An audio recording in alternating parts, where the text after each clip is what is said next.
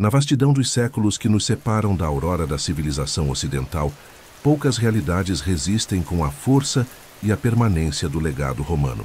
Roma não é apenas uma cidade antiga, nem tampouco um império extinto que se curva aos livros de história.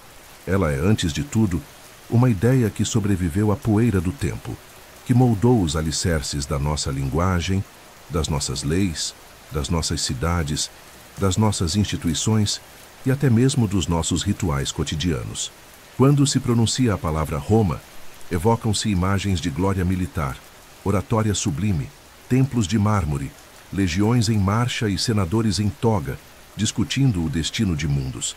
Mas o que permanece invisível, e por isso ainda mais poderoso, é a semente que Roma plantou na própria alma da cultura ocidental, uma herança que não se limita a ruínas ou monumentos. Ela pulsa viva nas palavras que falamos, nos códigos que seguimos e nos valores que defendemos. A trajetória da civilização romana atravessa quase 1.200 anos de história contínua, desde os tempos lendários da monarquia dos reis até o colapso final do Império Romano do Ocidente, no ano 476 d.C. E mesmo após a queda do Império, a cultura romana não se dissolveu.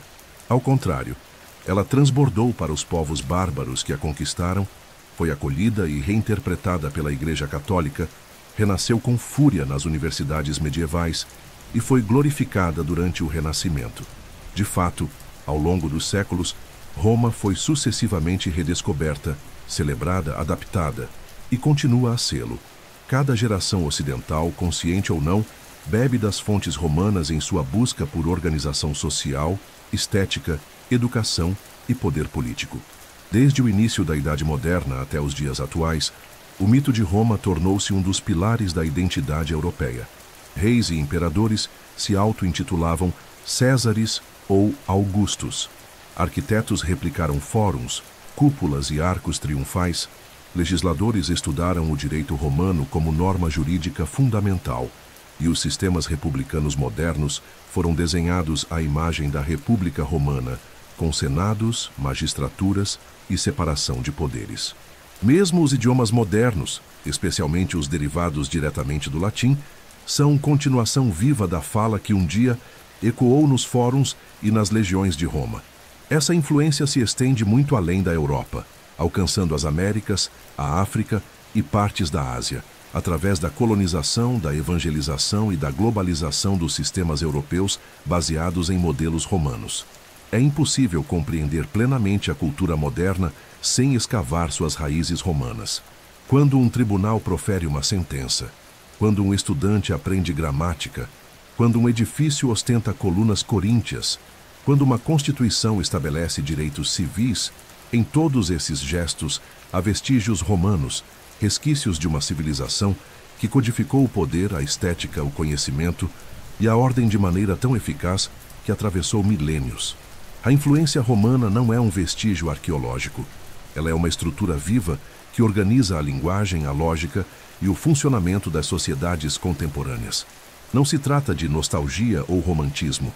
Trata-se de reconhecer que vivemos, em muitos aspectos, em uma continuidade da cultura romana, ainda que muitos a ignorem. E ao mergulharmos neste roteiro, desvendaremos como esse legado se manifesta com precisão impressionante nas palavras que usamos para expressar ideias, nas instituições que nos regem, nos símbolos que nos cercam, nos ritmos do calendário que seguimos. Veremos que Roma não foi apenas uma civilização antiga, mas o molde invisível do mundo moderno. Suas fronteiras foram superadas, seu império foi extinto, mas sua influência permanece. Pois Roma, mais do que uma capital ou um império, foi, e ainda é, um princípio organizador da civilização. E este é o ponto de partida da nossa jornada. Entre os maiores legados deixados pela civilização romana, nenhum talvez seja tão profundo, tão presente e tão estrutural quanto a sua língua, o latim.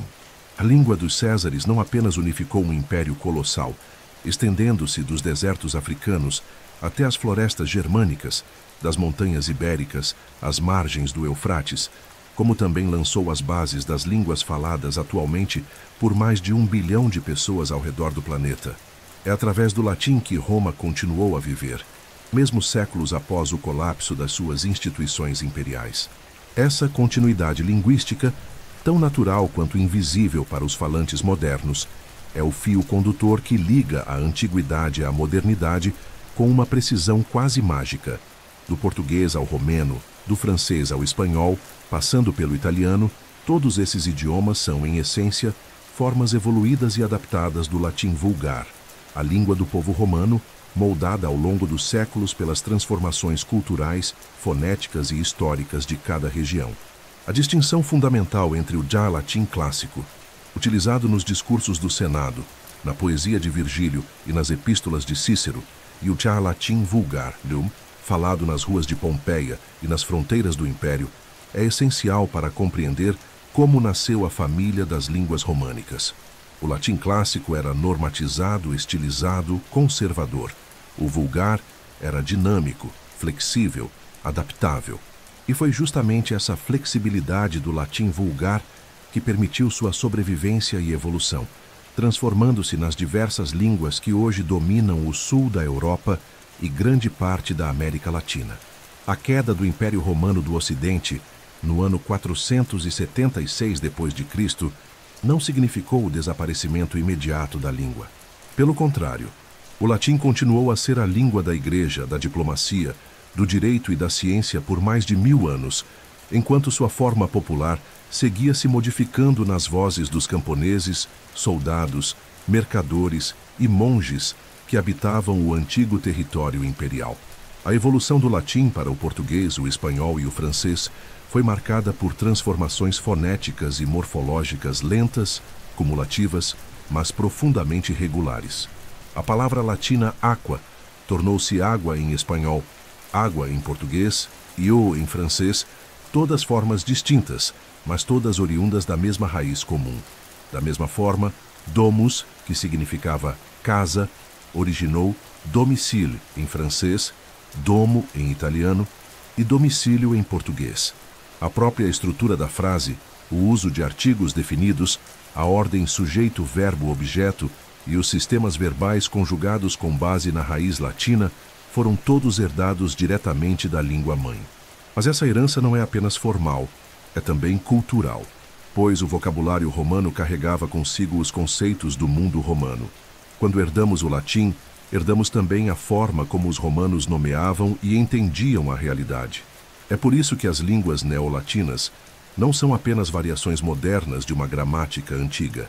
Elas são repositórios vivos da mentalidade romana. Quando dizemos civilização, usamos uma palavra que vem de civise no cidadão romano. Quando falamos de justiça, evocamos justitia, um conceito jurídico central no direito romano. Quando nos referimos ao tempo, à história, à memória, ao progresso, todas essas ideias são expressas em termos herdados diretamente do vocabulário latino. A linguagem molda o pensamento, e o pensamento ocidental foi moldado em moldes romanos. Estudamos, discutimos, legislamos, julgamos e ensinamos com o vocabulário derivado do latim. Isso não é apenas um fato etimológico, mas uma realidade civilizacional. Além disso, a expansão colonial dos impérios ibéricos, sobretudo o português e o espanhol, entre os séculos XV e XIX d.C., levou as línguas neolatinas a novos continentes, expandindo a influência do latim a milhões de falantes na América, na África e em partes da Ásia. O Brasil, por exemplo, hoje o maior país lusófono do mundo, é uma continuidade linguística e cultural direta da herança romana, ainda que muitos de seus habitantes nunca tenham estudado latim formalmente. Cada verbo conjugado, cada estrutura frasal, cada expressão idiomática usada por um falante de português carrega séculos de história romana. E o mesmo se pode dizer do espanhol nas Américas, do francês no Canadá e no norte da África, do italiano em suas diásporas. Por fim, é importante lembrar que o latim não é apenas uma língua ancestral. Ele ainda é ensinado em universidades, recitado em missas, impresso em brasões e usado como linguagem técnica na biologia, no direito, na filosofia e na medicina. Nenhuma outra língua morta é tão viva quanto o latim, e isso ocorre porque Roma não morreu, ela se transformou. E na forma das línguas românicas, Roma continua a falar e a ser ouvida todos os dias, em todos os cantos do mundo. A língua dos imperadores continua viva na boca dos povos. E essa é talvez a prova mais poderosa de que o espírito romano jamais se extinguiu.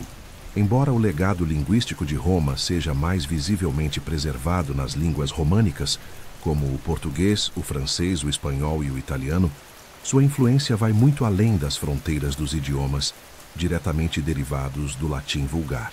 O latim, como linguagem de erudição, religião, ciência, diplomacia e jurisprudência, durante toda a Idade Média e boa parte da Idade Moderna, deixou marcas indeléveis até mesmo nas línguas que não pertencem à família românica.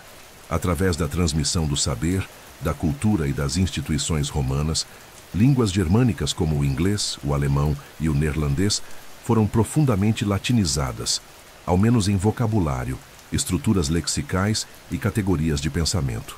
E essa penetração do latim não se deu de maneira superficial. Ela atingiu o âmago dos sistemas linguísticos modernos, especialmente nos campos do direito, da ciência, da religião e da administração. O exemplo mais emblemático dessa influência é o inglês. Embora sua base gramatical derive das línguas germânicas anglo-saxônicas, o vocabulário da língua inglesa moderna é, em grande parte, latino. Estima-se que mais de 60% das palavras inglesas tenham origem latina, direta ou indiretamente, em especial após a conquista normanda da Inglaterra, no ano 1066 d.C. Os normandos trouxeram consigo o francês antigo, uma língua românica repleta de termos de origem latina, e a impuseram como idioma oficial das elites inglesas por mais de 3 séculos. Assim, palavras relacionadas ao direito, justice, court, judge, administração, government, council, office, a religião, divine, sacrament, altar, e a ciência, temperature, gravity, biology, foram gradualmente incorporadas ao vocabulário inglês. Essas palavras não foram apenas adicionadas, elas passaram a constituir o núcleo do discurso formal, técnico, institucional e acadêmico. Mesmo no campo da medicina e da biologia, o vocabulário latino predomina. Os nomes científicos das espécies animais e vegetais, por convenção internacional, são expressos em latim ou em formas latinizadas. Um leão é classificado como Panthera leo, um ser humano como Homo sapiens, um girassol como Helianthus annus. A biologia moderna é escrita quase literalmente em latim. E isso não se deve apenas à tradição, mas à busca por uma linguagem universal, neutra e precisa, qualidades que o latim, por ser uma língua morta e, portanto, estável, oferece com excelência. O mesmo vale para o direito internacional, onde expressões latinas como habeas corpus, ex officio, de facto, sub judice, in flagrante delicto e per se são amplamente utilizadas até hoje em tribunais de diversas partes do mundo, independentemente do idioma nacional. No alemão, a influência latina é menos visível, mas ainda muito significativa, especialmente nos domínios técnicos e filosóficos. Palavras como Kultur, Nation, Universität, Justice, Religion e Moral derivam do latim, direta ou indiretamente, através do francês ou do latim eclesiástico.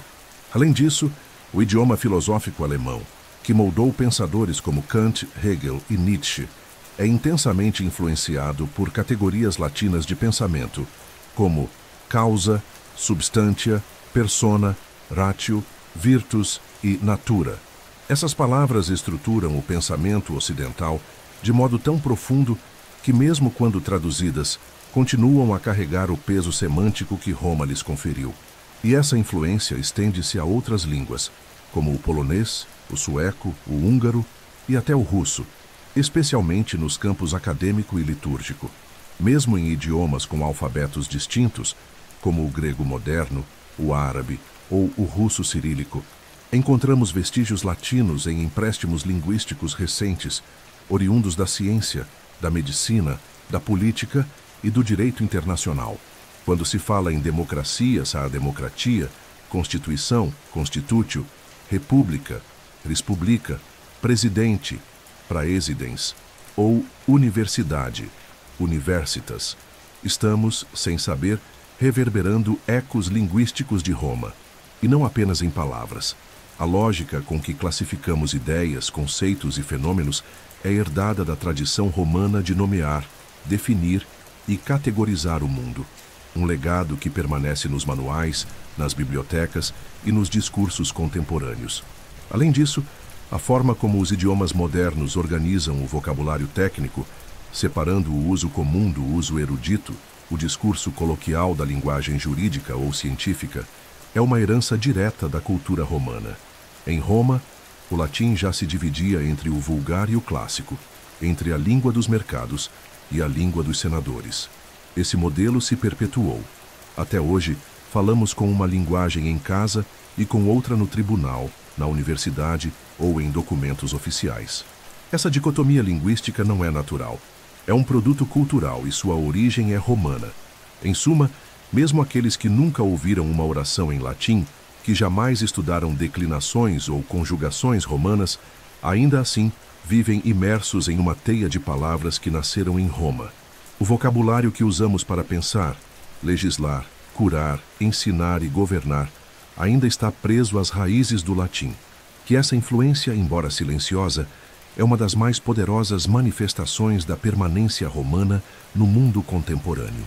Roma continua a falar, não apenas nas línguas que dela descendem, mas em todas aquelas que a estudaram, a imitaram e a absorveram. O latim não é apenas o idioma de um povo extinto, ele é o esqueleto invisível das palavras que constroem o nosso pensamento. Ao examinar a persistência da Roma antiga no mundo moderno, é comum voltar a atenção para monumentos, instituições ou leis. No entanto, há um campo onde o legado romano se revela de forma quase imperceptível, porém profunda: a estrutura gramatical e sintática das línguas modernas. Roma não nos legou apenas palavras, ela nos ensinou a articular ideias. Ao modelar o latim como uma língua altamente lógica, flexível e sistemática, os romanos criaram uma arquitetura linguística tão sólida que seus alicerces ainda sustentam a maneira como nos comunicamos no presente. Não se trata apenas do vocabulário que herdamos, mas da própria forma como organizamos o pensamento verbal, do modo como conectamos sujeito, verbo e complemento, da maneira como qualificamos, subordinamos, contrastamos, enumeramos e justificamos argumentos em uma frase. O latim era, por excelência, uma língua de estrutura clara e função bem definida. Seu sistema de casos, nominativo, genitivo, dativo, acusativo, ablativo e vocativo, permitia uma flexibilidade sintática notável, pois a posição das palavras na frase era menos relevante do que a função que elas desempenhavam, identificada por suas terminações. Um sujeito podia vir no fim da frase, um objeto direto no início, sem que o sentido se perdesse, porque cada palavra carregava em si sua identidade funcional. Isso exigia do falante uma organização mental precisa e uma consciência constante da lógica interna do enunciado. Quando os casos começaram a desaparecer, com a evolução do latim vulgar para as línguas românicas, esse sistema foi substituído por uma rigidez maior na ordem das palavras e pelo uso mais intensivo de preposições. Mas a lógica estrutural permaneceu. Sujeito, verbo, complemento tornou-se a norma, e os papéis sintáticos passaram a ser indicados não pelas desinências, mas pela posição e pelas partículas auxiliares. Essa transição deu origem a um modelo sintático que ainda domina grande parte das línguas ocidentais modernas. Em português, por exemplo, usamos estruturas como o homem viu o cão, onde a ordem define o sentido, e essa estrutura reflete diretamente a simplificação do antigo modelo latino. A lógica de construir frases subordinadas, o uso de conjunções como porque, embora, a fim de que, caso e, portanto, tem raízes claras na tradição latina, especialmente nos escritos jurídicos e retóricos. Palavras como subordinado, conjuntivo, condicional, relativo e modal são todas categorias gramaticais herdadas da reflexão linguística romana.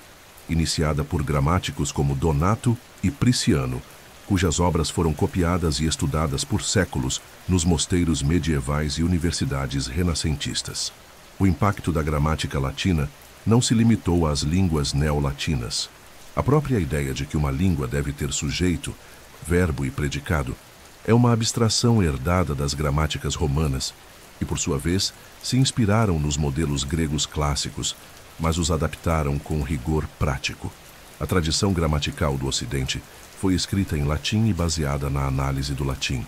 Durante toda a Idade Média e até o século XVIII d.C., os estudiosos estudavam a gramática de suas línguas nativas por meio de estruturas latinas. O inglês, o alemão, o holandês, todos esses idiomas foram compreendidos, organizados e ensinados com base nas categorias latinas. E isso ainda se reflete nas terminologias modernas. Falamos de caso nominativo em alemão, de acusativo em russo, de conjugação verbal em francês, de declinação em latim e grego, todos conceitos romanos que atravessaram o tempo. Outro reflexo dessa herança está na construção lógica da argumentação escrita. A maneira como organizamos ensaios, pareceres, textos jurídicos e até mesmo discursos acadêmicos segue uma tradição romana. Introdução, desenvolvimento e conclusão são ecos distantes da estrutura dos discursos latinos, como os de Cícero e Quintiliano. A própria retórica, entendida como arte de convencer pela palavra, era um componente essencial da educação romana, e sua influência sobrevive hoje em manuais de redação, estruturas jornalísticas e modelos argumentativos do mundo ocidental. Quando usamos expressões como em primeiro lugar, por conseguinte, em conclusão ou segundo ponto, estamos empregando conectivos lógicos criados ou sistematizados pelos romanos. Além disso, a norma culta das línguas modernas é quase sempre definida com base em parâmetros herdados do latim clássico. A ideia de correção linguística, de variação entre o popular e o erudito, de gramática normativa, tudo isso se desenvolveu a partir da veneração pela forma clássica do latim.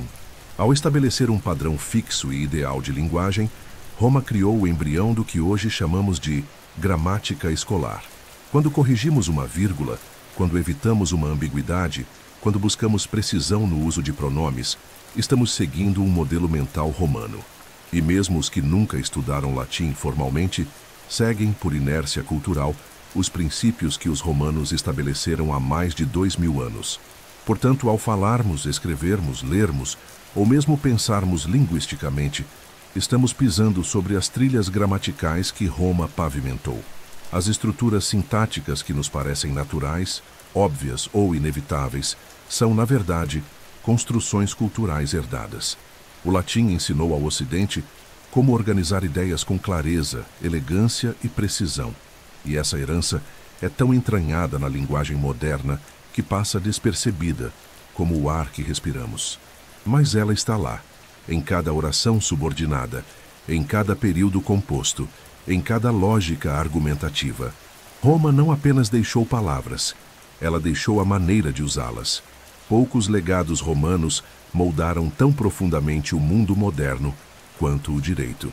Roma, mais do que qualquer outra civilização da antiguidade, compreendeu que o poder só se mantém com legitimidade quando amparado por um sistema jurídico coerente, racional e duradouro. E foi precisamente essa racionalização das relações humanas, a tentativa de transformar conflitos em normas, costumes, em códigos, que fez do direito romano o alicerce da organização civil dos povos ocidentais. Ao longo de mais de 1000 anos de história, os romanos construíram, adaptaram e consolidaram um corpo jurídico que não apenas regulou os vastos territórios do império, mas também sobreviveu à sua queda e continuou a nortear a vida pública e privada dos europeus por séculos, influenciando diretamente as constituições modernas, os códigos civis e a própria noção de justiça, como a entendemos hoje. O ponto de partida dessa construção monumental foi a Lex Duodecim Tabularum, ou Lei das 12 Tábuas, compilada em meados do século V a.C. Gravada em bronze e exposta no Fórum Romano, essa primeira codificação escrita do direito romano estabelecia princípios jurídicos básicos, acessíveis a todos os cidadãos. Uma verdadeira revolução democrática para sua época. Pela primeira vez, o direito deixava de ser monopólio dos sacerdotes e aristocratas, tornando-se domínio público. As 12 tábuas tratavam de temas como propriedade, contratos, herança, família e penalidades, estabelecendo as bases para o desenvolvimento posterior do direito civil romano. Essa estrutura fundadora refletia o espírito prático dos romanos. Regras claras, previsíveis, baseadas na realidade da vida cotidiana e na ideia de equidade. À medida que o império se expandia, o direito romano também evoluía. Novos estatutos eram promulgados, magistrados criavam jurisprudência e os jurisconsultos, especialistas em direito, escreviam tratados e pareceres que interpretavam e sistematizavam a aplicação das normas. O resultado foi um corpo jurídico complexo, mas incrivelmente organizado, que permitia a coexistência entre tradição e inovação, costume e codificação, norma e exceção.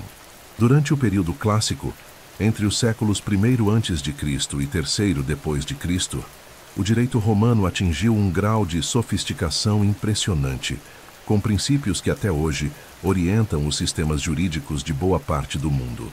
A noção de pacta sunt servanda. Os contratos devem ser cumpridos. O conceito de pessoa jurídica, os direitos de herança, os princípios de boa-fé nos negócios, a responsabilidade civil, a presunção de inocência e até mesmo a ideia de que ninguém pode ser julgado 2 vezes pelo mesmo crime, foram todos formulados pelos juristas romanos. A consagração definitiva do direito romano viria com o imperador Justiniano, no século VI depois de Cristo. No que seria um dos maiores empreendimentos jurídicos da história, Justiniano ordenou a compilação de todo o direito romano até então existente, reunindo leis, decretos, pareceres e interpretações em uma obra monumental, o Corpus Juris Civilis, ou Corpo do Direito Civil. Essa codificação monumental, composta pelo Codex, pelas Institutas, pelas Novellae e pelo Digesto, tornou-se a base do ensino jurídico em toda a Europa medieval e renascentista. Estudada nas universidades de Bolonha, Paris e Salamanca, ela forneceu o alicerce para os códigos civis que seriam criados séculos depois, como o Código Napoleônico e o Código Civil Brasileiro. Mesmo em países de tradição jurídica anglo-saxã, como os Estados Unidos ou o Reino Unido, princípios romanos influenciaram áreas específicas do direito, especialmente o direito contratual, comercial e internacional. O impacto do direito romano vai além da letra da lei. Ele moldou o próprio conceito de cidadania, de soberania, de justiça. A figura do civis romanus, o cidadão romano dotado de direitos e deveres perante o Estado, inspirou séculos depois a formulação da cidadania moderna. A ideia de que todos devem ser iguais perante a lei, de que o Estado é regido por normas e não por vontades arbitrárias, de que o juiz deve ser imparcial e o processo deve ter etapas definidas, tudo isso está enraizado na prática jurídica romana. E mais, os romanos compreendiam o direito como uma ciência, uma arte e uma técnica. Não era apenas um instrumento de poder, mas um campo de estudo rigoroso, com métodos próprios, terminologia específica e um corpus doutrinário robusto. Hoje, quando um juiz profere uma sentença, quando um advogado interpreta um código civil, quando um cidadão assina um contrato ou registra um imóvel, ele está, de maneira consciente ou não, ecoando as fórmulas romanas. A própria estrutura de muitos tribunais, com seus rituais, suas vestes, suas terminologias, tudo é herança do aparato jurídico construído pelos romanos. Expressões como jurisprudência, advocacia, testamento, cláusula e sentença, foro, tribunal, pena, recurso e apelação. São todas heranças léxicas diretas do latim jurídico. E não se trata apenas de palavras. Trata-se de um modo de pensar e de estruturar a convivência humana por meio da lei. Roma nos ensinou que o direito não é apenas repressão, mas também garantia. Não apenas punição, mas também proteção. Não apenas poder, mas também limite. Por isso, Estudar o direito romano não é apenas um exercício acadêmico ou arqueológico. É compreender os alicerces vivos das instituições jurídicas que regulam a nossa vida cotidiana. É reencontrar, sob as camadas do tempo, a mão invisível de uma civilização que entendeu como poucas o poder transformador da norma jurídica. Roma, ao fundar seu império de leis, fundou também um império do pensamento legal, que se perpetua até hoje nos códigos, nas salas de audiência e nas constituições do mundo inteiro. E nesse império invisível, o cidadão moderno continua, mesmo sem saber, a caminhar sob a sombra da balança de Roma. Ao contemplarmos as grandes cidades modernas, suas avenidas retilíneas, praças centrais, arcos monumentais, edifícios públicos imponentes e sistemas subterrâneos de saneamento, é inevitável reconhecer a mão invisível de Roma. A civilização romana, com sua obsessão por ordem, funcionalidade e monumentalidade, não apenas construiu obras extraordinárias para sua época, mas estabeleceu os princípios fundamentais do urbanismo ocidental. Ao fundar colônias e centros administrativos por todo o império, os romanos projetaram cidades como organismos vivos, articulados por uma lógica de poder, circulação e convivência pública. Eles não construíam apenas para abrigar, construíam para organizar, controlar, educar e, sobretudo, impressionar. E essa lógica arquitetônica, profundamente simbólica, ainda ressoa nos projetos urbanos contemporâneos. Cada capital moderna que ostenta um parlamento em colunas coríntias, cada praça simétrica, cercada por edifícios institucionais, cada arco triunfal atravessado por multidões, tudo isso é uma homenagem, consciente ou não, à Roma eterna. O plano básico das cidades romanas era uma verdadeira assinatura imperial. Em quase todos os cantos do império, da Britânia à Síria, da Germânia ao Egito, os romanos replicaram o modelo de urbanismo ortogonal baseado em dois eixos principais, o Cardo Maximus, no sentido norte-sul, e o Decumanus Maximus, no sentido leste-oeste. O ponto de intersecção desses eixos abrigava o Fórum, o coração cívico da cidade. Era ali que se concentravam os edifícios administrativos, templos, mercados, tribunais e monumentos. Ao redor do Fórum, os romanos organizavam bairros residenciais, termas, teatros, anfiteatros, aquedutos e, muitas vezes, muralhas com torres de vigia. Essa lógica geométrica não era apenas estética, mas funcional. Permitia controle militar, distribuição racional de recursos, orientação eficiente do tráfego e visualização clara da autoridade imperial. Mas a arquitetura romana não era apenas técnica, era uma linguagem de poder. Cada estrutura levantada buscava transmitir grandeza, permanência e domínio. O uso do arco de volta perfeita, da abóbada e da cúpula permitiu aos romanos criar espaços amplos. O uso do arco de volta perfeita, da abóbada e da cúpula permitiu aos romanos criar espaços amplos e cobertos com uma eficiência estrutural sem precedentes para a antiguidade. Essa revolução arquitetônica foi possibilitada, em parte, pelo domínio técnico do concreto, opus caementicium, um material resistente e versátil que permitiu não apenas a elevação de edifícios monumentais, mas também sua rápida replicação em diferentes regiões do império. Com ele, os romanos construíram termas como as de Caracalla e Diocleciano, que rivalizavam em tamanho com estádios modernos. Levantaram cúpulas como a do Panteão, que com mais de 40 metros de diâmetro permaneceu por séculos como a maior do mundo. E ergueram anfiteatros como o Coliseu, capaz de abrigar mais de 50.000 espectadores em uma engenharia de acesso que inspiraria estádios modernos. Não menos impressionante era a funcionalidade urbana que acompanhava esses monumentos. Os romanos projetavam suas cidades com sistema de esgoto subterrâneo, como a Cloaca Máxima em Roma, pavimentação de vias públicas com declive para drenagem de água, fontes alimentadas por aquedutos que percorriam dezenas de quilômetros, além de bairros residenciais planejados segundo classe social, comércio e acesso à administração. As insulae, prédios de apartamentos de múltiplos andares, já refletiam uma densidade populacional e um conceito de habitação coletiva que só seria redescoberto séculos mais tarde. O urbanismo romano era ao mesmo tempo pragmático e simbólico. Cada estrutura, do templo ao mercado, da estrada à muralha, existia para afirmar o ideal de civilização romana em contraste com o caos bárbaro. E esse modelo, com suas formas e funções, não desapareceu com a queda do Império Romano do Ocidente.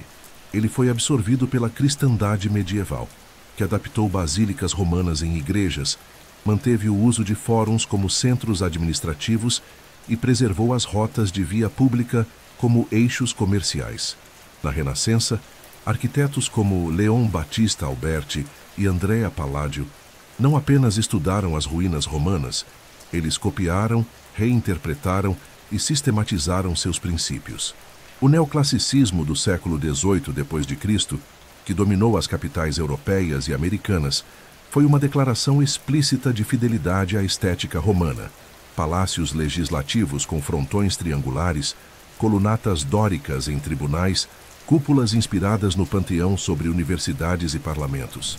Mesmo Brasília, a capital futurista do Brasil projetada por Lúcio Costa e Oscar Niemeyer, deve sua organização axial, monumental e simbólica ao urbanismo romano reinterpretado pelo modernismo. Hoje, quando caminhamos por Washington, Paris, Berlim, Buenos Aires ou mesmo por bairros centrais de São Paulo e Rio de Janeiro, encontramos edifícios públicos que reverberam a linguagem de Roma. A simetria das praças, a hierarquia dos edifícios, os pedestais com estátuas, os arcos comemorativos, tudo remete ao vocabulário arquitetônico e à lógica espacial dos antigos engenheiros romanos. E isso vai além da forma, vai até o significado. Uma praça central continua a ser, para nós, o espaço de cidadania, de debate, de reunião política, como era o fórum. Um tribunal é projetado para ser monumental, não apenas por estética, mas para inspirar respeito, como era nos templos da justiça romana. A cidade moderna ainda é, em muitos aspectos, uma Roma invisível. Em síntese, a arquitetura e o urbanismo que herdamos dos romanos não são apenas uma estética preservada. São uma maneira de pensar o espaço público, de estruturar o convívio social, de dar forma física aos ideais de ordem, hierarquia, funcionalidade e poder. Roma ensinou ao Ocidente que construir é mais do que erguer muros, é projetar ideias no espaço. E essas ideias continuam a ser habitadas, atravessadas e contempladas por milhões de pessoas todos os dias. Onde quer que uma cidade se organize com eixo cívico, monumentalidade simbólica e racionalidade espacial, Roma continua viva, em pedra, concreto e pensamento. Ao traçarmos as raízes dos regimes democráticos modernos, cedo ou tarde, voltamos o olhar à Roma republicana. Séculos antes do surgimento do parlamentarismo britânico, da Revolução Francesa ou da Constituição dos Estados Unidos da América, os romanos já haviam concebido uma estrutura de governo complexa, equilibrada e profundamente articulada. Entre os séculos VI e I a.C., Roma se destacou por erguer uma república baseada em instituições que combinavam, de forma extraordinária, os elementos da monarquia, da aristocracia e da democracia. Essa tripartição de poder, admirada por filósofos como Políbio e Cícero, influenciaria profundamente os fundadores dos estados modernos. Quando hoje observamos parlamentos bicamerais, eleições periódicas, separação de poderes e freios institucionais, é inevitável reconhecer os ecos da República Romana, pulsando sob a superfície das democracias contemporâneas. O Senado romano, conhecido como Senatus Populusque Romanus, o Senado e o povo de Roma, era a espinha dorsal do sistema político. Composto por membros da elite aristocrática, os senadores exerciam funções deliberativas, legislativas, consultivas e até diplomáticas. Embora sua autoridade não fosse executiva, sua influência sobre os magistrados e sobre a política externa era imensa. Essa ideia de um conselho de anciãos com mandatos vitalícios e papel moderador sobre o poder executivo foi amplamente imitada ao longo da história. O próprio nome Senado foi adotado por inúmeras nações, do Senado norte-americano ao Senado francês, passando pelo Senado Federal brasileiro, como símbolo de sabedoria, estabilidade e ponderação política. Outro aspecto fascinante da República Romana era o sistema de magistraturas anuais e colegiadas, em que os principais cargos do Estado eram ocupados por cidadãos eleitos com mandatos curtos e, frequentemente, compartilhados com outro colega de igual autoridade. Os consulizes, por exemplo, lideravam o governo e o exército, mas sempre em dupla para impedir abusos de poder. Essa desconfiança institucionalizada contra a concentração de autoridade foi um princípio que inspirou, séculos depois, os mecanismos modernos de controle e equilíbrio entre os poderes executivo, legislativo e judiciário. A figura do tribuno da plebe, magistrado com poder de veto e função de proteger os direitos dos cidadãos comuns, é uma antecessora remota do defensor público e dos institutos de representação popular. Já os pretores, com funções judiciais, antecipam a separação entre a função de julgar e a de governar, um princípio essencial das repúblicas modernas. As eleições romanas, embora restritas à elite masculina e censitária, estabeleciam precedentes importantes para a cultura política ocidental. Os cidadãos romanos votavam em assembleias divididas por classe e função, elegendo magistrados e aprovando leis. Havia campanha eleitoral, debates públicos, promessas políticas. Ainda que tudo isso operasse dentro de uma lógica aristocrática, a ideia de participação cívica ativa foi semeada ali.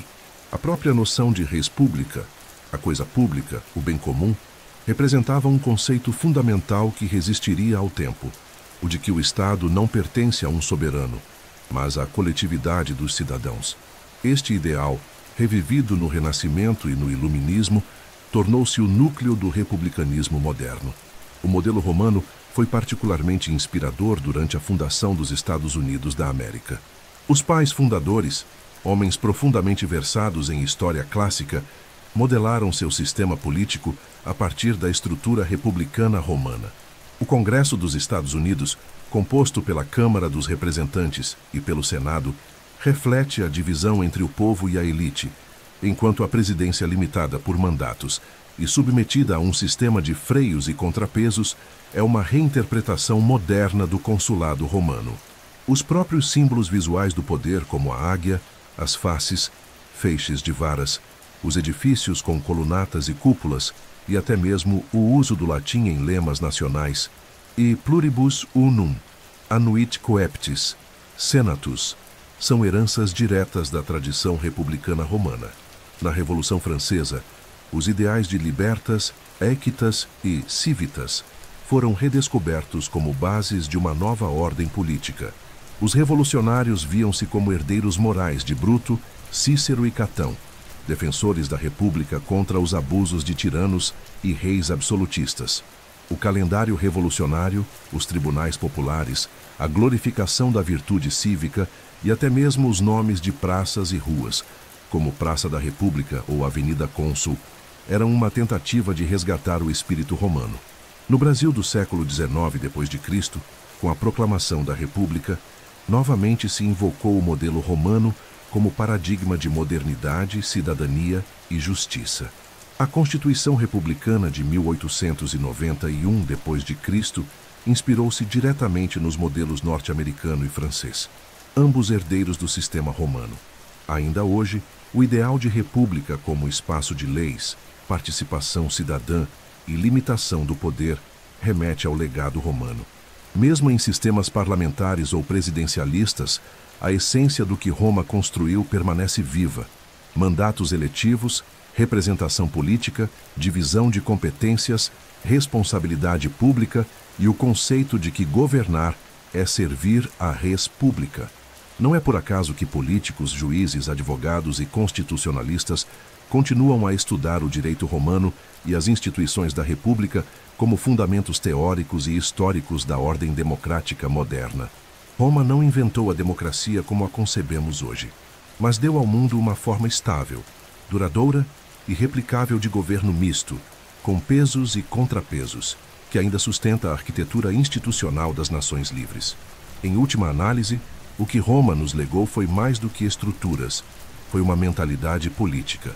A crença de que o Estado deve ser guiado pela razão, que o poder deve ser limitado por leis e que a liberdade depende da virtude cívica, são noções que atravessaram os séculos. Roma ergueu senados, palácios e fóruns, mas também ergueu ideias. E essas ideias continuam a reger o mundo moderno, tanto nos palácios de governo quanto nos discursos das praças. A República Romana, ainda que extinta, nunca deixou de existir, pois ela vive onde quer que o povo e a lei compartilhem a soberania. Poucos aspectos da herança romana estão tão presentes, de forma contínua e cotidiana, quanto a maneira como organizamos o tempo. Os nomes dos meses, a estrutura do ano, os dias da semana, o próprio conceito de calendário civil, tudo isso é uma construção que deve sua existência, forma e permanência à Roma antiga. De fato, a noção moderna de tempo cronológico, não apenas como uma medida astronômica, mas como um instrumento de administração política, social e religiosa, foi sistematizada pelos romanos com um grau de precisão e ambição que nenhuma civilização anterior havia alcançado. Ao organizar o tempo, Roma organizou o império. E ao organizar o império, estabeleceu um padrão que o mundo ocidental continua a seguir até hoje, mais de 2000 anos depois. Antes da Reforma Romana, os calendários eram imprecisos, descoordenados, frequentemente ajustados por critérios religiosos, agrícolas ou políticos. O calendário republicano romano original era lunar, com 12 meses e 304 dias, exigindo intercalamentos manuais para manter o alinhamento com o ciclo solar. Esse sistema, controlado pelos pontífices, gerava manipulações constantes, pois ao decidir se haveria ou não mês intercalado, os sacerdotes influenciavam o tempo de magistraturas e mandatos políticos. Foi diante desse caos que no ano 46 a.C., Júlio César realizou uma das reformas mais duradouras da história humana, a criação do Pepris Calendário Juliano. Com o auxílio do astrônomo egípcio Sosígenes, Júlio César estabeleceu um calendário solar de 365 dias, com a introdução do ano bissextubo a cada 4 anos para compensar o desvio astronômico. Os meses foram reorganizados, nomes tradicionais foram mantidos, como Martius de março, em honra a Marte, e Maius de maio, ligado à deusa Maia, enquanto outros foram renomeados em homenagem direta ao poder imperial. Quintilis tornou-se Julius, Júlio, e Sextilis foi mais tarde renomeado Augustus Isagosto, em honra a Otaviano Augusto. Essa estrutura de meses com 30 e 31 dias, com fevereiro encurtado, permanece praticamente inalterada no calendário civil moderno. O calendário juliano, com pequenas correções pontuais, governou o tempo da Europa durante mais de 1500 anos, até ser levemente ajustado pela Reforma Gregoriana, promovida pela Igreja Católica no século XVI d.C., uma modificação mínima diante da solidez da estrutura legada por César. Além dos meses, Roma nos deu os panodias da semana, cuja nomenclatura se baseava nos 7 astros visíveis a olho nu e suas divindades associadas. Udais Solis, domingo, Udais Lunae, segunda-feira, Udais Martis, terça-feira, Udais Mercuri, quarta-feira, Udais Iovis, quinta-feira, Udais Veneris, sexta-feira e Udais Saturni, sábado. Formavam um ciclo contínuo que estruturava não só a vida religiosa, mas também a administrativa e comercial. Essa estrutura foi herdada pelas línguas românicas, adaptada pelas línguas germânicas e consolidada pelo cristianismo, que consagrou o domingo como Dia do Senhor, Dominicus, e manteve os demais com suas raízes pagãs ou traduções litúrgicas. No português moderno, por exemplo, os dias da semana são todos derivados da liturgia cristã. Segunda-feira, terça-feira, exceto o sábado e o domingo, que guardam suas raízes judaica e romana, respectivamente. Roma também nos legou a ideia de calendário como instrumento de poder. Os romanos marcavam o tempo com base nos nomes dos cônsules em exercício, nos aniversários de fundações e nas festas religiosas. O ano começava oficialmente em março, mês da guerra e da primavera no hemisfério norte, mas depois passou a iniciar-se em janeiro, mês consagrado a Janus, o deus das portas, das transições e dos recomeços, símbolo perfeito para o limiar do ano. Essa concepção simbólica do tempo, como algo que pode ser institucionalmente marcado, celebrações que remetem à fundação de Roma, como as Lupercalias e as Saturnálias, e o uso do tempo como ferramenta de legitimação política, tudo isso encontra ressonância nas modernas festas cívicas, feriados nacionais e calendários oficiais. Mais ainda, Roma transformou o tempo em um elemento essencial da administração pública. O censo populacional, conduzido pelos censores, era realizado de forma periódica e organizava a distribuição de impostos, obrigações militares e direitos políticos. Os mandatos políticos, como o consulado, tinham duração anual e começavam em datas fixas, o que criava um ritmo institucional que se manteve ao longo de séculos. A ideia moderna de mandato fixo, legislaturas com duração determinada, eleições periódicas e ciclos de governo vem diretamente dessa tradição. A própria prática de organizar a vida pública, em função de um calendário regular, previsível e nacional, é um eco dessa mentalidade romana. E, finalmente, não podemos esquecer a influência do calendário romano sobre o tempo litúrgico cristão. A Igreja, que herdou o latim como língua e Roma como centro simbólico, também herdou o modelo temporal romano. As festas religiosas cristãs foram estrategicamente sobrepostas a datas pagãs romanas. O Natal, por exemplo, estabelecido no solstício de inverno, coincide com a celebração do nascimento do Sol Invicto.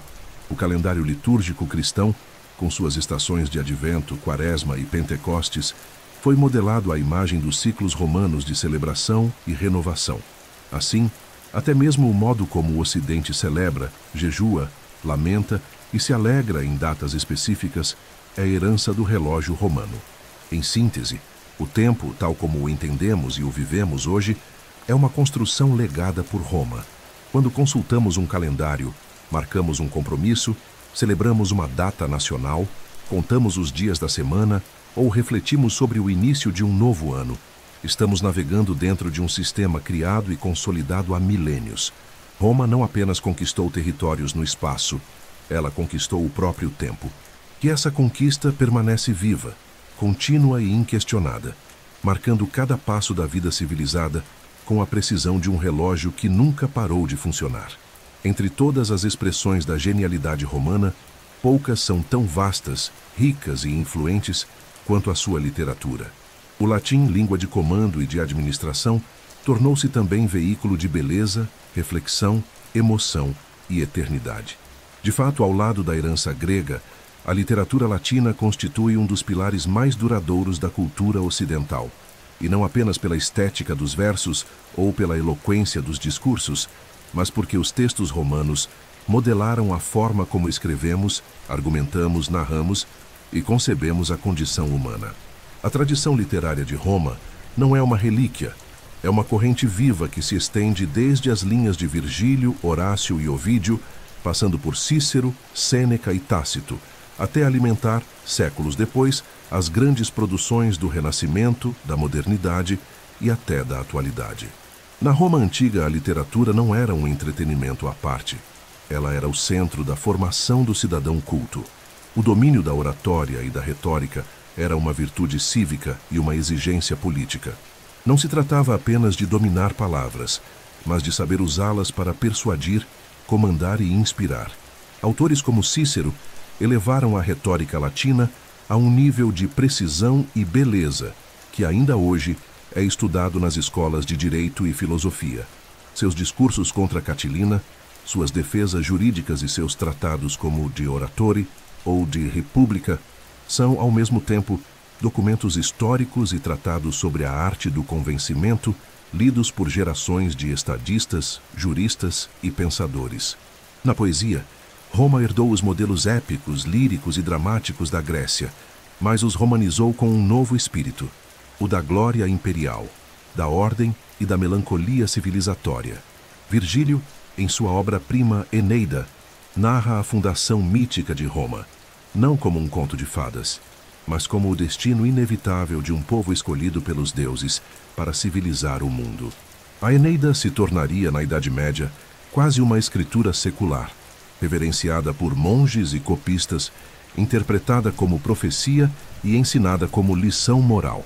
Ovídio, com suas metamorfoses, inspirou a arte renascentista com suas histórias mitológicas fluidas e sensuais.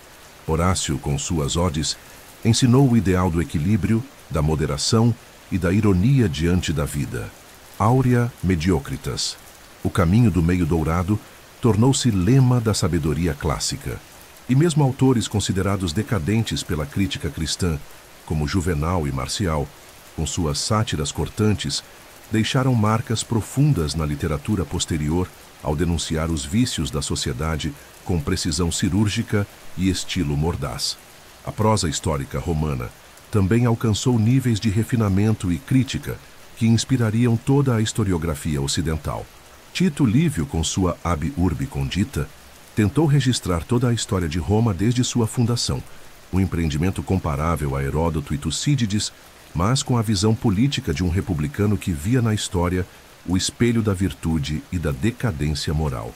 Tácito, por sua vez, com suas Histórias e Anais, legou à humanidade não apenas fatos, mas reflexões profundas sobre o poder, a corrupção e o perigo do autoritarismo em textos de densidade filosófica e estilo sombrio. A literatura romana, portanto, não se contentava em narrar. Ela analisava, criticava e ensinava. Com a queda do Império Romano do Ocidente, longe de desaparecer, a literatura latina foi resguardada, preservada e reinterpretada pelo cristianismo. A Igreja fez do latim sua língua sagrada, e os mosteiros tornaram-se os grandes centros de cópia, estudo e transmissão das obras clássicas. Ao lado das escrituras e dos tratados teológicos, os textos de Cícero, Virgílio e Sêneca continuaram a ser lidos, às vezes como modelos de estilo, outras vezes como adversários pagãos a serem superados. Mas o fato é que a literatura romana jamais foi esquecida.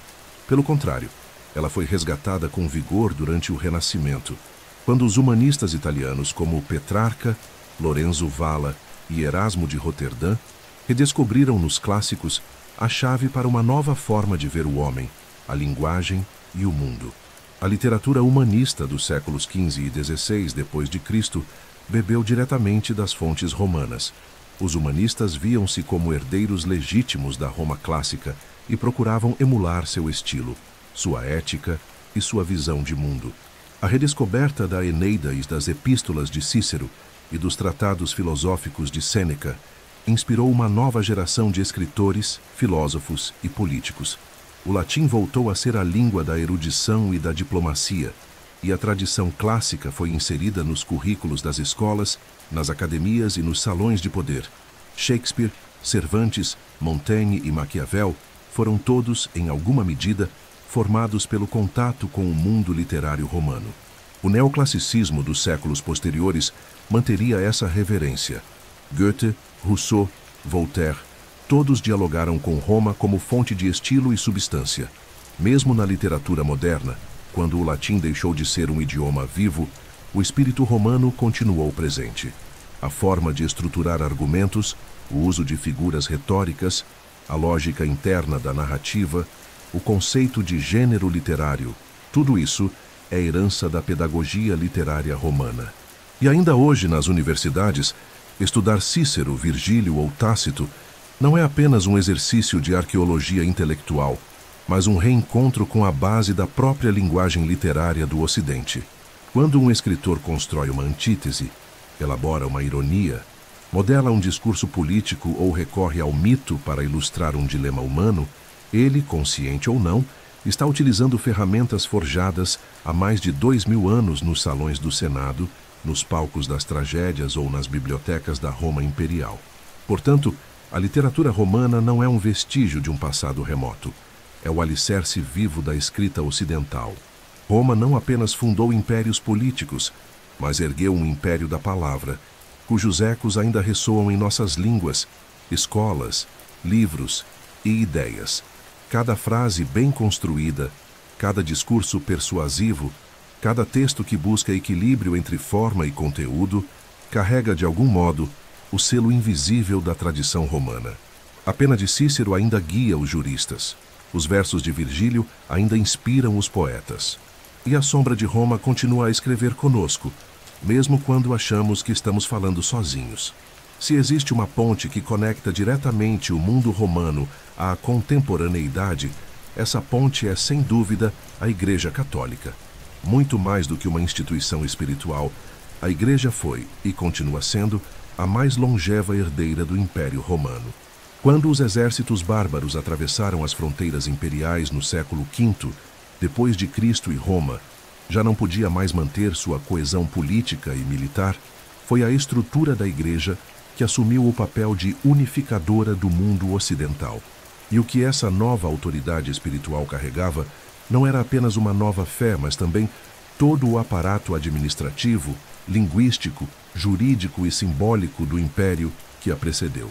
Assim, o cristianismo não romanizou Roma. Foi Roma que romanizou o cristianismo. E esse processo, que começou ainda no século I depois de Cristo, moldou profundamente não apenas a doutrina e o culto cristão, mas também a cultura, a arte, a arquitetura, o direito canônico e até a organização social do Ocidente. A primeira grande transformação deu-se com a conversão do imperador Constantino, no início do século IV depois de Cristo. Ao reconhecer o cristianismo como religião lícita, através do Édito de Milão, Constantino iniciou um processo que culminaria com a cristianização do império e a romanização da fé. A Igreja passou a operar com estruturas administrativas modeladas sobre as províncias romanas. Bispos, arcebispos e patriarcas assumiram funções semelhantes às de governadores e prefeitos. Concílios passaram a funcionar como assembleias legislativas, e o latim tornou-se a língua oficial da liturgia no Ocidente. Mais do que isso, os templos pagãos foram convertidos em igrejas, os calendários foram adaptados, e o próprio conceito de hierarquia eclesiástica foi estruturado com base no modelo imperial. A figura do Papa, sucessor de Pedro e bispo de Roma, assumiu gradualmente um papel equivalente ao do antigo imperador, não no sentido militar, mas no de guardião da ordem, da lei e da unidade. O título de Pontifex Maximus, que fora utilizado pelos imperadores como chefe da religião tradicional romana, foi absorvido pela autoridade papal, simbolizando essa continuidade sutil entre o trono e o altar. Quando o Império Romano do Ocidente ruiu, a Cúria Papal emergiu como a única instituição com autoridade moral e organizacional em todo o território. E ao longo da Idade Média, a Igreja se tornou a guardiã da língua latina, das tradições clássicas e da administração territorial. Mosteiros, catedrais e universidades preservaram os manuscritos de Cícero, Virgílio, Boécio e Agostinho, mantendo viva a chama de Roma em meio às trevas da fragmentação política. A liturgia cristã, por sua vez, foi moldada em rituais profundamente romanos. O uso do incenso, as procissões, os trajes litúrgicos, a arquitetura basilical das igrejas, o canto gregoriano, todos esses elementos são adaptações de práticas imperiais, reconfiguradas sob nova teologia. A missa latina, com sua cadência solene e suas fórmulas fixas, é uma fusão de espiritualidade e formalismo jurídico romano. Expressões como Dominus vobiscum, Agnus Dei e Gloria in excelsis Deo fazem parte de um repertório litúrgico que sobreviveu por mais de 1500 anos, estruturando não apenas a fé, mas também o imaginário coletivo do Ocidente cristão. No campo da doutrina, a influência romana também é visível. A teologia latina, forjada por pensadores como Tertuliano, Ambrósio, Jerônimo e, sobretudo, Santo Agostinho, foi escrita em latim e pensada dentro dos parâmetros do racionalismo romano. O direito canônico, base legal da Igreja, organizou-se à imagem do Corpus Juris Civilis, de Justiniano, adaptando princípios romanos de sucessão, propriedade, casamento e autoridade à nova realidade eclesiástica. Até hoje, os códigos da Igreja Católica seguem utilizando terminologia e lógica romana em sua elaboração. A própria estrutura de ensino da teologia, dividida em dogma, moral, exegese e direito, remete à divisão funcional e disciplinar do saber praticada nas escolas romanas tardias. Durante os séculos medievais, a Igreja foi o maior agente de preservação da memória romana. Ao cristianizar reis bárbaros, alfabetizar elites feudais, fundar universidades e enviar missionários às margens do mundo conhecido, ela expandia não apenas a fé cristã, mas também os fundamentos da civilização romana. Os missionários que levaram o Evangelho à Irlanda, à Germânia, à Escandinávia e ao leste europeu também levavam livros em latim, métodos romanos de administração e até modelos de arquitetura e urbanismo. A cristandade medieval era, em muitos sentidos, uma Roma espiritualizada, um império simbólico que mantinha viva a língua, o direito, a organização e o ideal de unidade universal que o império secular havia deixado para trás. E esse legado continuou ao longo da modernidade. A própria reforma protestante, ao criticar a autoridade papal, fez uso de conceitos jurídicos romanos.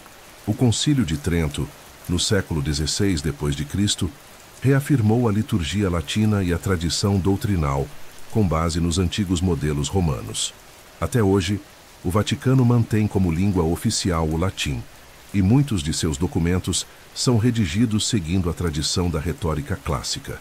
A monumentalidade da Basílica de São Pedro, o uso do título pontífice, o calendário litúrgico e os cerimoniais papais são todos herdeiros diretos do protocolo imperial romano.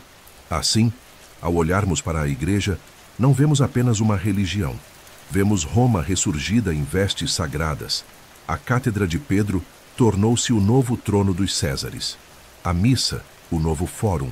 A Cúria, o novo Senado. E o latim, a língua eterna de um império que nunca desapareceu, apenas se transformou. Roma, ao fundir-se com o cristianismo, encontrou a eternidade que tanto buscava. Pois enquanto houver um altar, uma oração em latim, uma encíclica papal ou uma catedral inspirada na ordem clássica, Roma continuará presente, invisível, mas incontornável, como a alma viva de uma civilização que jamais deixará de existir. Se Roma moldou o passado e estrutura silenciosamente o presente institucional e cultural do Ocidente, ela também reina, com vigor e dramaticidade, sobre o imaginário coletivo contemporâneo.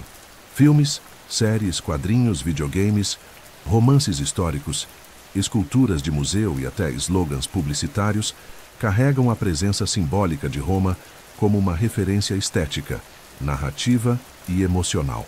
O Império Romano, com sua aura de glória e decadência, honra e traição, mártires e tiranos, tornou-se um repositório inesgotável de significados dramáticos.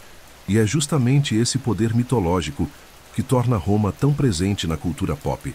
Ela é a história elevada à categoria de lenda, o passado transformado em espetáculo. Onde há coroa de louros, colunas de mármore, armaduras douradas ou multidões rugindo em anfiteatros, há também a evocação direta de Roma como símbolo universal de poder e tragédia. O cinema foi, talvez, o primeiro veículo moderno a mitificar Roma para as massas. Desde os épicos mudos de meados do século XX, como Quo Vadis, 1951 d.C., e Ben-Hur, 1959 d.C., até produções mais recentes como Gladiador, do ano 2000, a indústria cinematográfica recorre a Roma como cenário de dilemas universais. O embate entre liberdade e tirania, o colapso moral das elites, o heroísmo do indivíduo diante do império. Esses filmes não apenas popularizam nomes como César, Marco Aurélio e Espartaco, mas também moldam uma iconografia persistente, templos monumentais, ruas empedradas, soldados em formação, senadores conspirando sob tochas, que fixa no imaginário popular uma Roma tanto real quanto idealizada. A televisão, por sua vez, intensificou essa presença com séries como Rome, HBO 2005, Spartacus, Stars 2010, e documentários dramatizados que misturam arqueologia e narrativa épica. Essas produções, ao recriarem a intimidade das intrigas palacianas, os conflitos sociais entre patrícios e plebeus e o cotidiano dos gladiadores, contribuem para aproximar Roma do público moderno com realismo e tensão emocional. A linguagem visual desses programas, marcada por figurinos, ambientações e linguagem inspiradas em fontes históricas, reforça a ideia de que Roma, embora extinta, ainda pulsa nas veias da narrativa audiovisual como um modelo estético de grandiosidade e drama.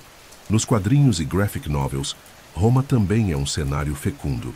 Desde adaptações clássicas de Júlio César ou Cleópatra, até obras mais inventivas como Asterix, que satiriza os romanos sob o olhar dos gauleses, a presença de Roma vai do épico ao cômico, do trágico ao paródico.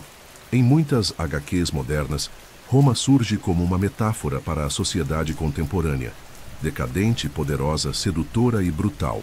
Em títulos como 300, embora focado na Grécia, a estética visual e os temas de confronto imperial dialogam diretamente com a imagem construída de Roma.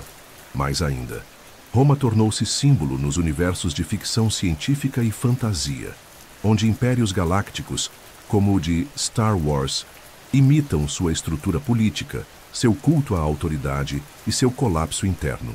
No mundo dos videogames, a Roma digital é uma arena de estratégias, batalhas e narrativas.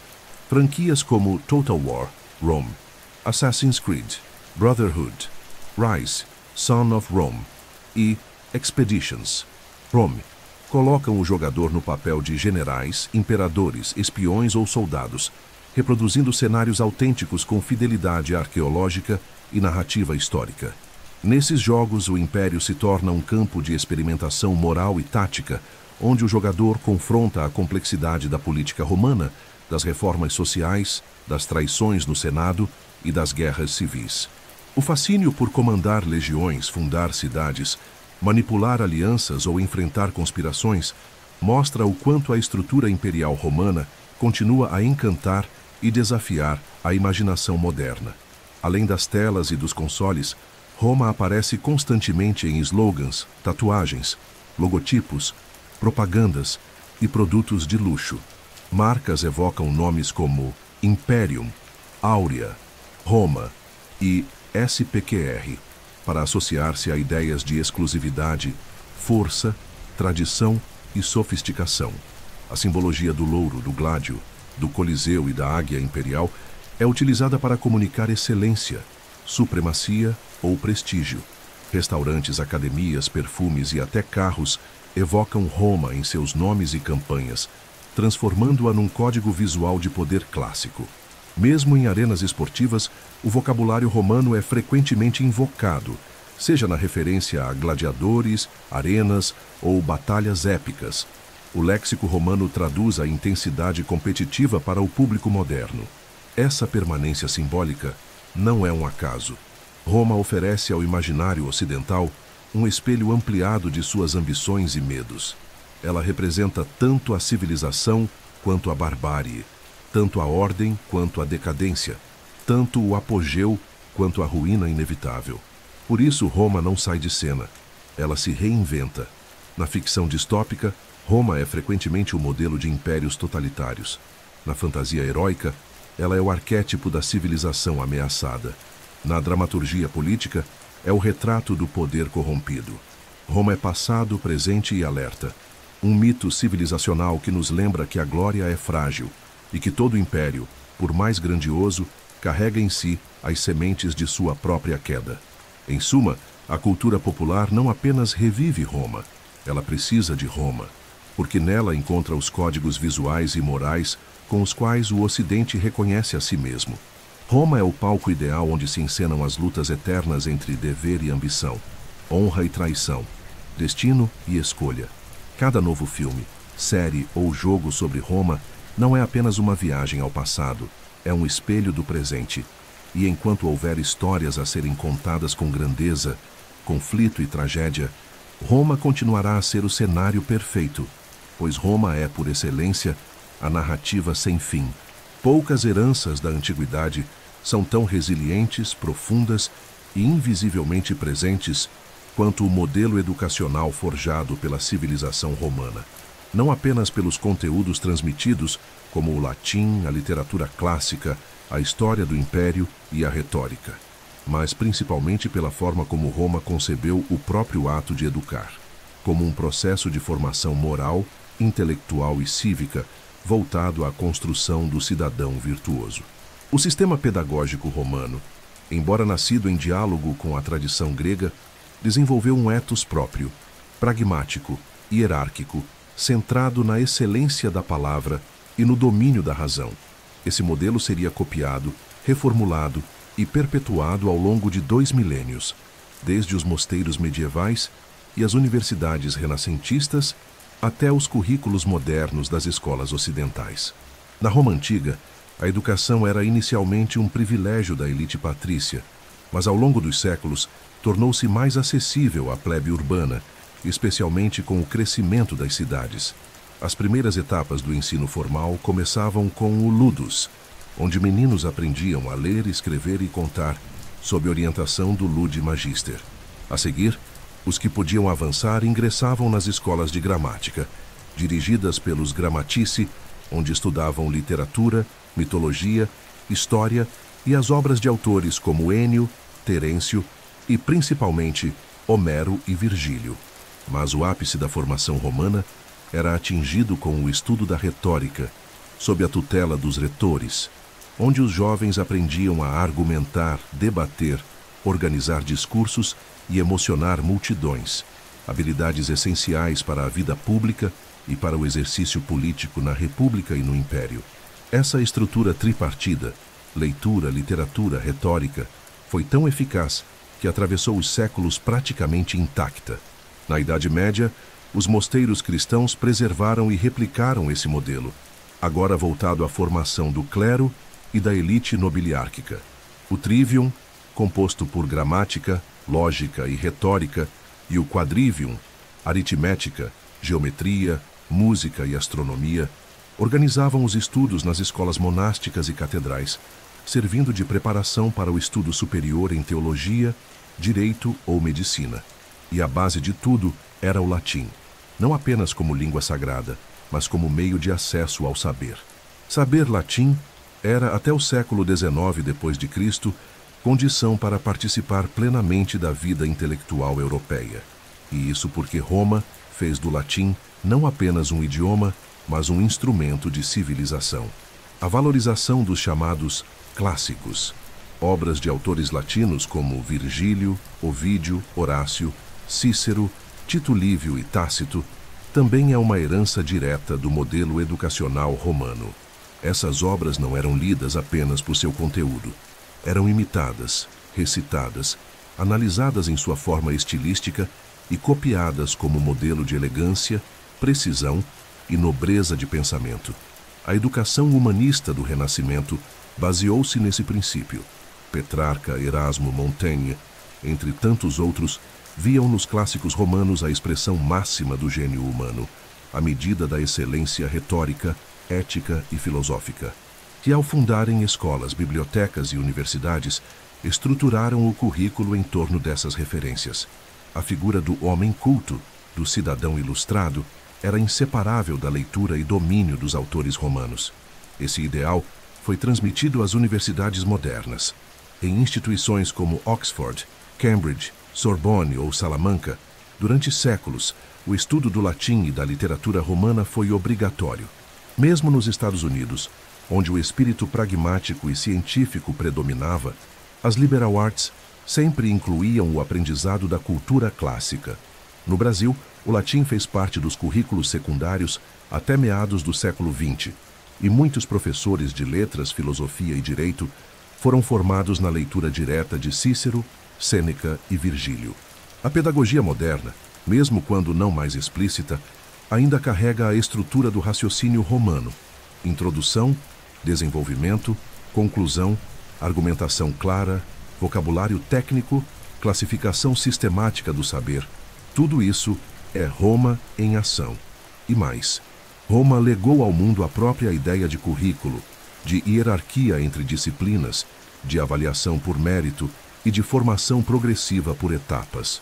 A palavra disciplina, que usamos para designar ramos do saber, vem diretamente do latim disciplina, que significava, ao mesmo tempo, ensino, ordem e obediência. A palavra aluno, que em latim significava filho adotivo ou protegido, revela o papel do professor como figura quase paterna, responsável não só por instruir, mas por moldar o caráter.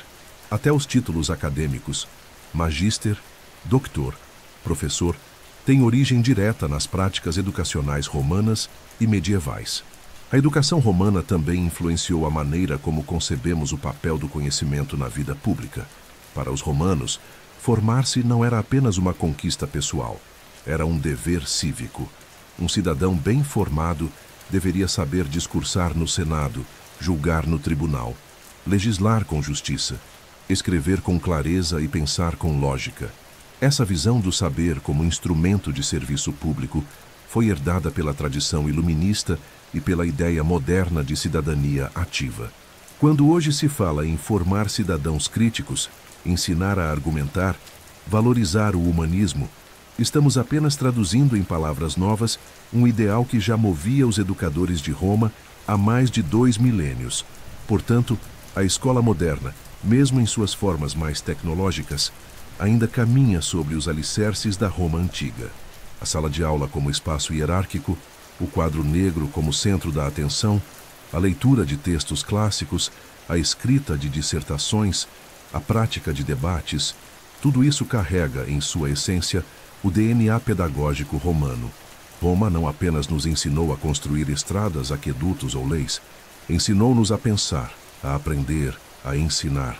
E enquanto houver um professor explicando um texto, um aluno redigindo um argumento ou uma escola buscando formar cidadãos conscientes, Roma estará presente. Invisível, mas insubstituível. É fácil reconhecer a grandiosidade de Roma nos monumentos preservados, nas obras literárias, nas leis e nos sistemas de governo. Mas talvez o aspecto mais surpreendente do legado romano seja a sua presença silenciosa, contínua e quase invisível em nossos hábitos mais cotidianos. Em ações simples e repetidas, como assinar um contrato, brindar com uma taça, marcar uma data no calendário, usar uma aliança de casamento ou mesmo chamar um amigo de pessoa, estamos, sem nos dar conta, ecoando costumes romanos incorporados à cultura ocidental ao longo dos séculos. Roma vive, não apenas nos livros ou nos filmes, mas na estrutura do nosso dia, nas cerimônias sociais, nos ritos civis, nas palavras que usamos, nas formas com que celebramos, nos modos com que honramos e até na maneira como enterramos nossos mortos. Comecemos por algo tão rotineiro quanto a própria ideia de um nome.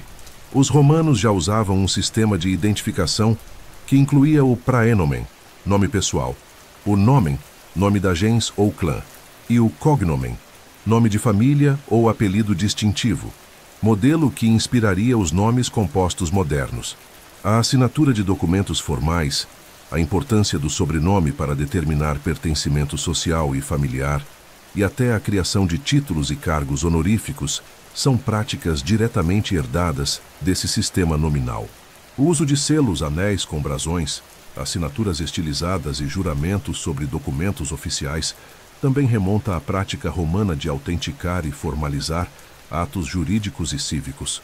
O gesto de brindar, erguer a taça em honra de alguém antes de beber, é outro resquício direto dos banquetes romanos, onde se realizavam oferendas simbólicas aos deuses, ou se bebia em nome da saúde e da vida dos presentes. A própria palavra saúde, pronunciada ao brindar em várias línguas, carrega o eco do salus romano, que significava tanto saúde física quanto salvação espiritual. O ato de oferecer flores em funerais, o uso de lápides com inscrições latinas, os ritos de cremação ou sepultamento organizados por famílias e instituições, tudo isso segue padrões funerários romanos adaptados ao cristianismo e transmitidos até hoje nas tradições ocidentais. A prática de usar anéis como símbolo de compromisso também é uma tradição romana. Noivas e esposas romanas usavam anéis de ferro ou ouro no quarto dedo da mão esquerda, onde se acreditava passar a vena amoris, a veia do amor, diretamente ligada ao coração. Essa simbologia foi resgatada e perpetuada pelos casamentos cristãos e pelas alianças modernas. Do mesmo modo, o conceito de aniversário como celebração pessoal remonta aos ritos de homenagem aos deuses tutelares do nascimento, que protegiam cada cidadão desde o nascimento. Já o costume de celebrar festas públicas com procissões, apresentações artísticas e dias de descanso também segue a lógica dos feriae romanos, os dias sagrados que marcavam o calendário religioso e cívico. Na vida urbana, o uso de togas e mantos cerimoniais sobrevive hoje nas becas universitárias, nos trajes de juízes, nos paramentos de autoridades religiosas e civis. A cor púrpura, associada ao poder imperial, ainda é utilizada para indicar a autoridade em trajes acadêmicos e vestes litúrgicas. A simbologia das estátuas públicas, dos arcos de triunfo e dos memoriais urbanos como forma de eternizar a memória de líderes, feitos ou eventos, é uma prática romana que moldou o urbanismo moderno. Nas cidades contemporâneas, monumentos comemorativos, bustos em praças, datas gravadas em pedras e cerimônias cívicas repetem o modelo de consagração pública que os romanos dominavam como ninguém. No campo do direito e da vida civil, a herança romana é ainda mais sutil. O uso de testamentos, a prática de adoções legais, a instituição da herança, a celebração de contratos por escrito, o conceito de propriedade privada e até a existência de documentos notariais são todos elementos que nasceram no solo jurídico romano e atravessaram séculos até se incorporarem aos sistemas legais modernos. O ritual de posse de um bem, a leitura pública de contratos, a exigência de testemunhas e a formalização de acordos matrimoniais são comportamentos rotineiros que têm sua origem nos fóruns, templos e escritórios da Roma antiga. Expressões do nosso vocabulário também carregam simbolismos romanos profundamente arraigados. Quando falamos em pessoa, usamos uma palavra que vem do latim persona, originalmente a máscara usada pelos atores no teatro. Com o tempo, passou a designar o papel social, a identidade legal e mais tarde o ser humano individualizado. O termo civilizado remonta a civis, o cidadão romano, e civilitas, a conduta urbana esperada daqueles que participavam da vida pública. Mesmo a palavra virtude vem de virtus, qualidade associada à coragem, firmeza e honradez masculinas, valores essenciais na moral romana e na formação do caráter público. Até o modo como organizamos nossos lares reflete a influência romana. O conceito de domicílio, o espaço privado como esfera sagrada, o uso de átrios e jardins internos, a separação entre espaços públicos e íntimos dentro da residência, os altares domésticos, os rituais familiares diante de datas comemorativas, tudo isso ecoa os costumes da domus romana. A centralidade da mesa de jantar como símbolo de reunião familiar, a disposição cerimonial dos lugares à mesa, o hábito de recitar palavras antes da refeição, como uma forma de bênção ou gratidão, são resquícios de ritos domésticos romanos que sobrevivem em inúmeras tradições ocidentais.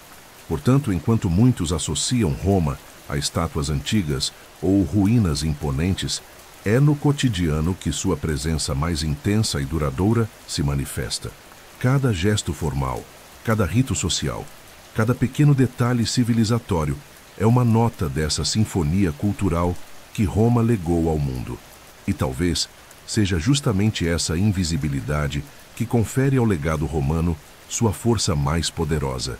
Ele não impõe, ele molda. Não se impõe como uma estátua, mas como uma sombra que acompanha, discreta e constante, cada passo da civilização ocidental. Roma vive em nós, não porque a celebramos com pompa, mas porque a repetimos sem perceber. Desde os mármores brancos dos fóruns imperiais até as cúpulas douradas das catedrais cristãs, Roma transformou a arte em linguagem de poder, eternidade e identidade. A civilização romana não apenas absorveu os modelos artísticos da Grécia, ela os reinterpretou, adaptou e disseminou por todo o império com uma intencionalidade que ultrapassava o estético. A arte romana era política, teológica, didática e monumental.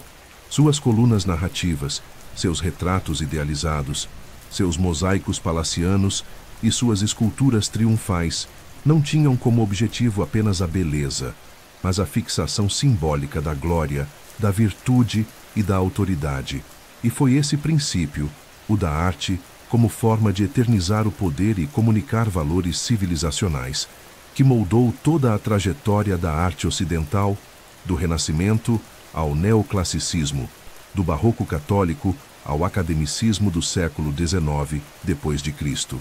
O retrato romano é, talvez, uma das maiores inovações no campo da escultura. Ao contrário dos gregos, que buscavam a idealização do corpo perfeito, os romanos valorizaram o pulverismo, ou seja, a representação realista do indivíduo com suas rugas, marcas, expressões e idiosincrasias. Estátuas de senadores, magistrados e imperadores não eram apenas representações formais. Eram monumentos à trajetória política de um homem, à sua gravitas, à sua contribuição à res publica.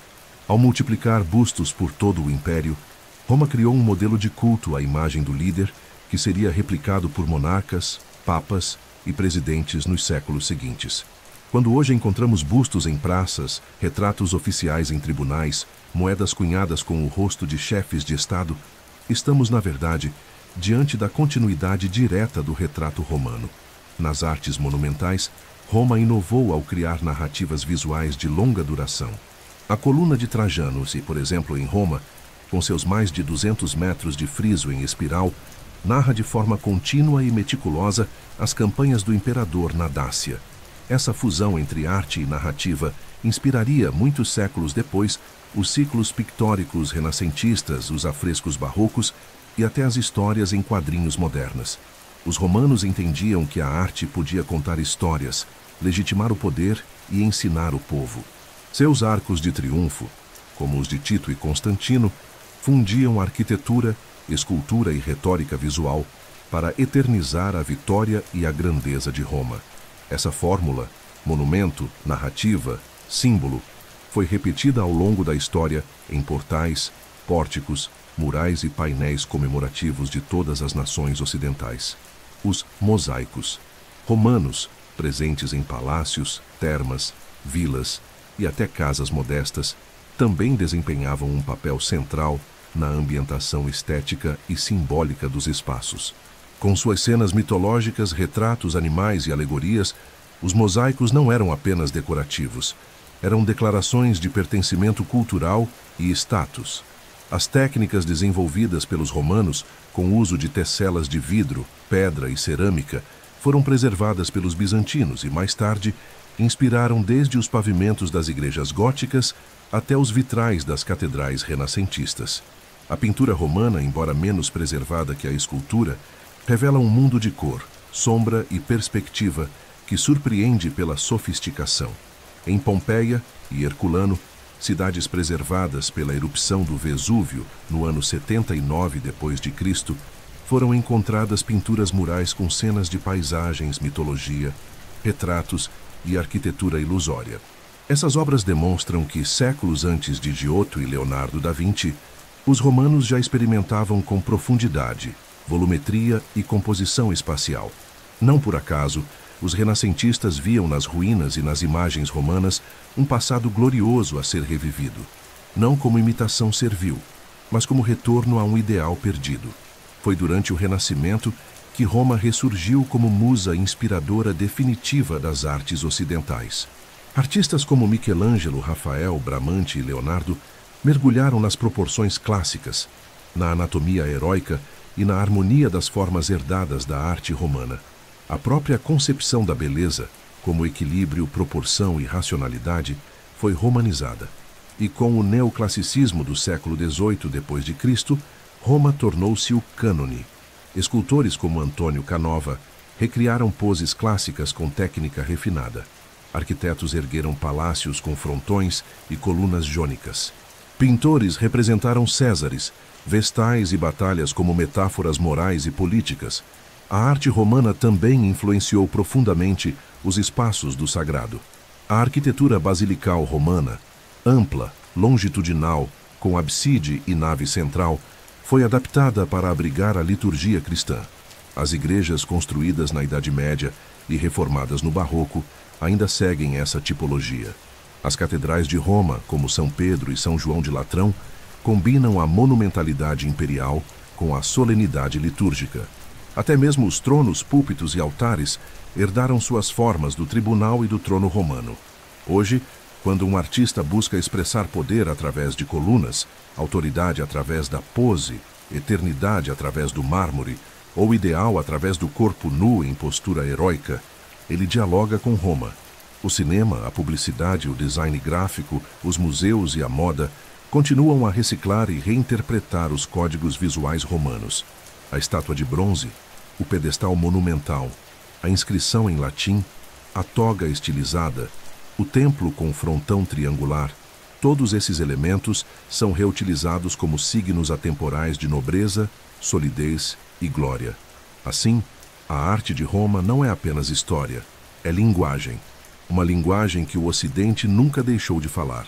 Cada pincelada neoclássica, cada escultura acadêmica, cada logotipo inspirado em colunas ou lauréis, revela que Roma, mesmo 2000 anos depois, ainda é o padrão de beleza, dignidade e poder. E enquanto houver um artista que busque o eterno na forma, Roma continuará viva, não como ruína, mas como símbolo. Roma caiu. Seus imperadores foram assassinados, exilados ou esquecidos. Suas legiões foram derrotadas, suas fronteiras dilaceradas, seus templos saqueados, suas instituições dissolvidas. Mas Roma, apesar de tudo, permanece. Não como nação, não como império, mas como fundação invisível sobre a qual o Ocidente ergueu o seu mundo. Roma deixou de existir politicamente no ano 476 d.C., mas culturalmente, linguística e espiritualmente, ela jamais deixou de influenciar. E isso porque Roma não foi apenas um lugar no espaço. Roma foi e é uma estrutura mental, uma linguagem de poder, de organização, de beleza, de tempo e de civilização. É por isso que, mesmo quando não a nomeamos, vivemos dentro dela. E mais que isso, o legado romano não é uma herança estática.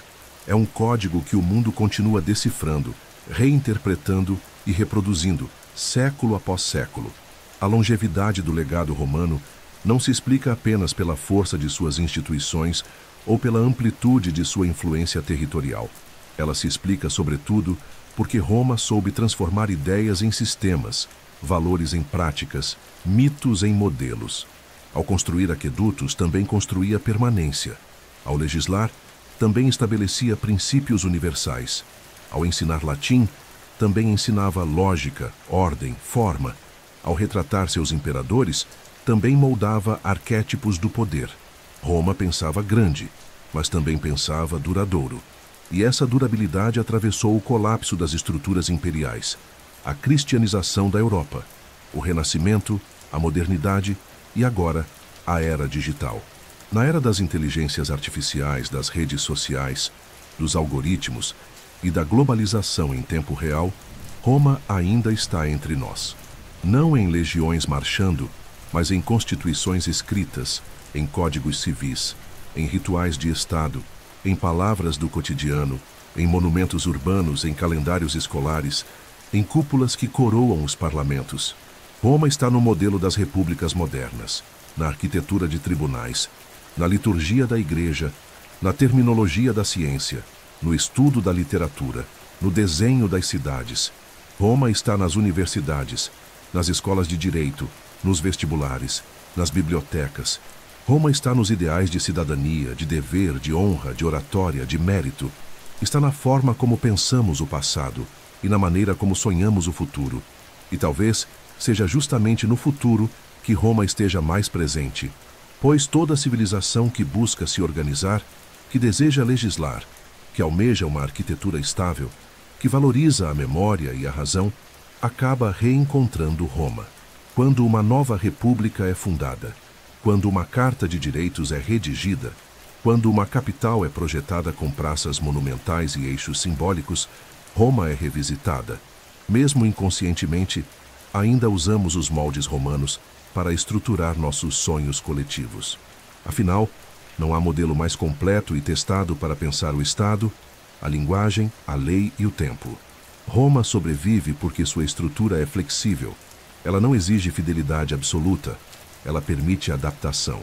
Por isso pode ser católica ou laica, clássica ou digital, monumental ou simbólica.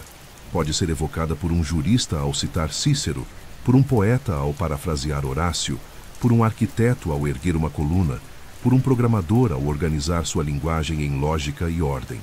Roma, hoje, é um arquivo cultural acessado continuamente, por pensadores, artistas, legisladores e cidadãos. Não precisa mais de imperadores. Vive no código-fonte da cultura ocidental. E por isso, Roma nunca acabará. Porque enquanto houver alguém buscando justiça, ordenando o tempo, escrevendo com clareza, governando com equilíbrio, desenhando o mundo com proporção, Roma estará presente, nos corredores do poder, nos palcos do teatro, nos altares da fé, nas salas de aula, nos livros, no silêncio das bibliotecas, no mármore e na palavra, no gesto solene e na lei escrita. Roma, eternamente viva, não apenas no passado, mas no agora e no que ainda está por vir.